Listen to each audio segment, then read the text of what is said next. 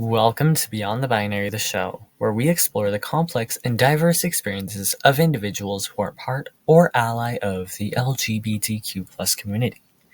I'm Vee L, and I'm thrilled to have Alex Harris join us again for an enlightening conversation.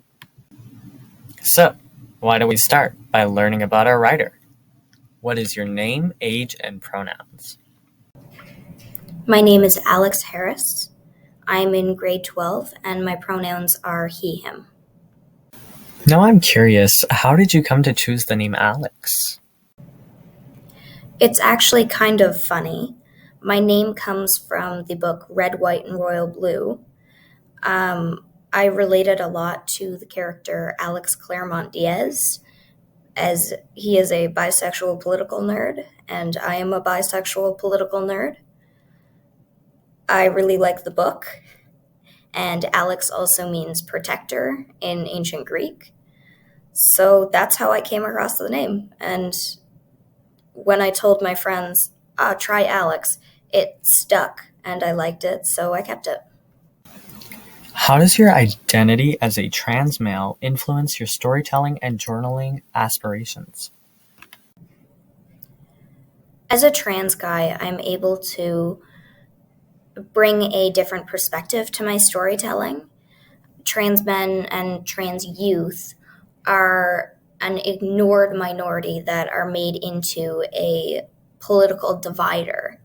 So I'm able to come from that perspective and really bring that into my storytelling and into my journalism. It gives me more empathy towards those whose stories aren't told and whose voices aren't brought into their own stories. So that's really what I try to do with my storytelling is I try to bring in the voices of everybody who is affected. And that comes from me being a trans youth. How does your passion for storytelling tie into your interest in leadership theory? For me, leadership was something I was kind of thrown into and I was forced to learn the theory. Storytelling for me is a form of leadership. It is being able to lead how people think about something and which perspectives are shown. So using that, I have to use leadership theory to consider, well, how should this be shown? What should be people's perspective on this? Leadership is influence and storytelling is influence. So they really tie together and they're almost inseparable to me. What are some of the challenges you've faced as a transgender teen within the queer community? I haven't felt any discrimination or had any problems directly from the queer community. I think a lot of the issues that surround trans youth today are ignored or they are addressed only on a political level by the queer community. I try to rectify that myself by providing support directly to as many transgender youth as I can. I planned a conference specifically for transgender youth and their allies that was focused on what transgender youth needed in a form of direct support. So I think it's not necessarily an area where the queer community is directly causing an issue, but it is an area in which the queer community can take more steps to support trans youth is in direct action that supports the well-being of trans youth. How has your family been supportive of your journey and identity? There have been some members of my family that have needed to take a little time to absorb the fact that I'm trans and that I'm a member of the queer community. Most of that has been more of an, oh no, my child or a member of my family is going to suffer. In terms of support, I have had incredible support that I can't thank my family for enough. My mother has been my biggest supporter. She helped me legally change my name. She helped me come out at work. She has helped my journey at school. She She helped me talk to family members who weren't quite ready to hear what I had to say. And she's driven vehicles full of kids to protests. I really can't thank her enough for everything she's done. She has done the bare minimum of supporting her child, but she has also gone above and beyond to help me in my work that supports my community. How has your relationship with your father evolved over time, considering his adaptation to your identity? When I came out to my parents, my father was not at all ready to hear what I had to say or um, ready for that conversation in any terms. But he has been incredible in his development in coming to terms with my identity. He's still not 100% there. He still sometimes calls me by my old name, but it's not that big of a deal. To me, to be honest, he doesn't do it in front of other people. And he has gone from not even being able to say the word transgender to supporting me publicly in front of professional groups, which is an incredible development in only 2 years. He's really made me believe that though people can start from a place of ignorance or even of dislike, they can they can learn and they can make that change. And he's really been willing to have the conversation and develop and think about how his actions affect me and my friends. And it's been incredible to see. He makes me believe that anybody can change their opinions and anybody can learn. What role does your GSA teacher play in your life and your coming out process? The GSA teacher at my high school has been incredible. She's the first adult that I told about my transgender identity. She helped me come out to my teachers. She helped me come up with a plan to come out to my parents. I didn't follow the plan at all, and I did awful at that. But she did help me come up with that plan. She has supported me in all of my efforts to support the queer community. And I'm not the only student she's done this for. She is also an incredible teacher and an incredible leader within the queer community. She helped me plan my conference for trans youth. She has helped me. Last semester, I did a personal interest course with her about queer history, and she was incredibly supportive throughout that. She has been incredibly supportive in helping me use my voice to advocate for my community. And really, I can't thank her enough. She has gone above and beyond, not only as a GSA teacher, but as a supportive adult in my life and the life of my other queer friends. So, yeah, my GSA teacher is awesome. And it's really thanks to adults like her that I have been able to do everything I have done. How do you envision using your storytelling skills to raise awareness and advocate for LGBTQ+ rights? A lot of the hatred around the queer community, I think, is a result of misunderstanding. It is important that people understand that queer people, and especially trans youth, are just people. So a lot of my storytelling, I try to make that point. I like to show that I'm just a kid. I like photography and I have interests that are very much outside of the queer world. I I have struggles that have nothing to do with my queer identity, and I have most of my interactions in a day have nothing to do with my queer identity.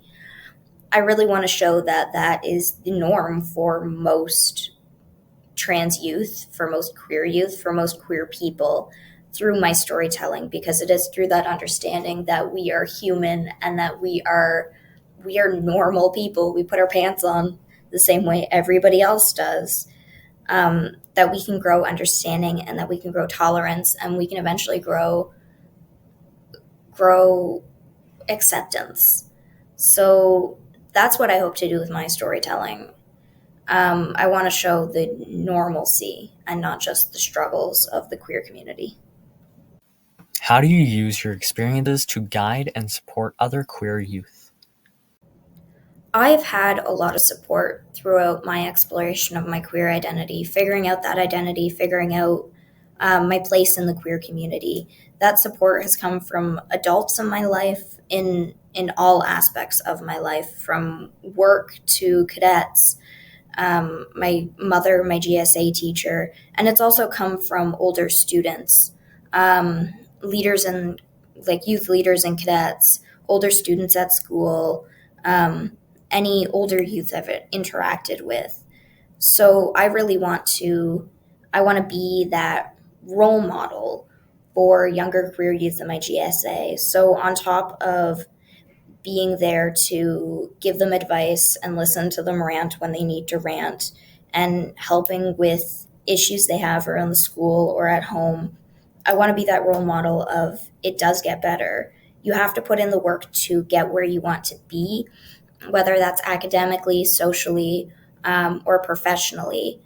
But it is possible to put in that work. And I want to show that your queer identity, it can be something to harness and use, and it doesn't have to be a negative influence on your life. It is a positive thing. And if you bring that perspective, then you can get wherever you need to go, you can put in the work to get there. So that's what I try to show to the younger students at my GSA, and that's how I try to lead and guide younger queer students. Can you tell me more about your involvement in the GSA? Yeah, for sure. So my first step is showing up every Tuesday that I'm not doing yearbook stuff or I'm not sick. And just being there is a big deal. A lot of GSAs have mostly younger students. So I find it important that an older student also shows up and interacts. My next step is I help my GSA teacher with planning activities. We've done making snowflakes, we've done a couple other things. I also planned a queer youth conference for students in my district, for high school students in my district. And that was a lot of work. I don't know if I would do it again, to be honest. At least not without more help. But it was inspired by my GSA. It was inspired by how much we've been able to do for individual students by gathering them together and providing them with that one supportive space a week. So I wanted to bring more schools together, more GSAs together, and provide them a giant supportive space. So that's what I try to do for my GSA. I also, like, on not GSA days, I know where a lot of those students are hanging out. So I'll check on them, and I say, hey, how are you doing? And just to have an interaction with a supportive person can be really impactful. I know it was impactful for me when I was in grade 9 and 10. So I also try to bring that for the younger students. And they all have my contact information. So I'm always available if they need anything, even if they need to chat outside of school hours. Can you share any memorable moments or experiences from your involvement in cadets and tech crew? Oh, there are 101 things I could talk about. I haven't been part of tech crew for as long, but I've been in cadet since I was 10. So I have a lot of memories from that. Probably the one that comes to mind first is we were on our way back from a band and drill competition. This was in my first year of Air Cadets. And our squadron commander was the commander of the drill team as well and in the band. So we're sitting in the back of this bus. It's my squadron and another squadron, but the other squadron was sitting more towards the front of the bus. And we had these packed lunches for supper on our way home. And in every single one of them was vegetable juice. Now, none of us wanted vegetable juice except for our squadron commander. So he ended up drinking, I think, about 5 or 6 of those things on the way home. And this is like cans, like if you imagine like a pop can, it's one of those of vegetable juice. He drank, yeah, it would have had to be at least 5 or 6 on the way home, and he brought home about 10 more. And if you ask him to this day, he works in Alberta now, but I saw him the other day. He was home to visit, and he will still never touch a can of vegetable juice again. Yeah. So that's probably, it's kind of a weird one, but if you ask anybody who was in the squadron at the time, they will know that story. So there's a lot of memories like that from cadets, and I'm building those memories from deck crew. Now, if I'm not mistaken, you did mention to me you had a girlfriend. Would you like to tell me a little bit about her? Yeah. She's a pretty private person, so I'm going to be careful. But we got together in December of 2022, so we've been together for over a year now. And she is probably one of the kindest people I've ever met. She's really smart too. Anytime I have a sciencey question, I always go to her first. Um, she loves reading. She loves learning, and it's really nice. I appreciate having a person that I can have intellectual conversations with. Yeah, so that's my girlfriend. What is one thing you'd like to teach our viewers today? Existence is resistance. By just existing and being who you are and being unapologetic about your identity is resisting all of those who want to silence you. Whether that has to do with your queer identity, whether that has to do with what you want to do with your career, whether that has to do with how you dress. Don't change that to make other people happy, because it's not going to do anything but make you miserable. By existing as our authentic selves, we are fighting for those who come after us to have less hatred and more understanding as they are their authentic selves. This has been Beyond the Binary, the show, where we explore the complex and diverse experiences of individuals who are part or ally of the LGBTQ+ community. This episode was produced and written by Vee L, which is I, and joined by Alex Harris. We can be reached at v.belnier.btb@gmail.com. If you enjoyed this episode, please let us know in the comments section. And remember, there's always a fruitiness before your very eyes. Thank you for watching, and thank you for being here. This is Vee L signing off. Till next time. This video was recorded on the unceded, unsurrendered traditional land of the Mi'kmaq and the Wolastoqey, governed by the Treaties of Peace and Friendship. These lands, along with many others, are indigenous lands, and we acknowledge whose land we occupy.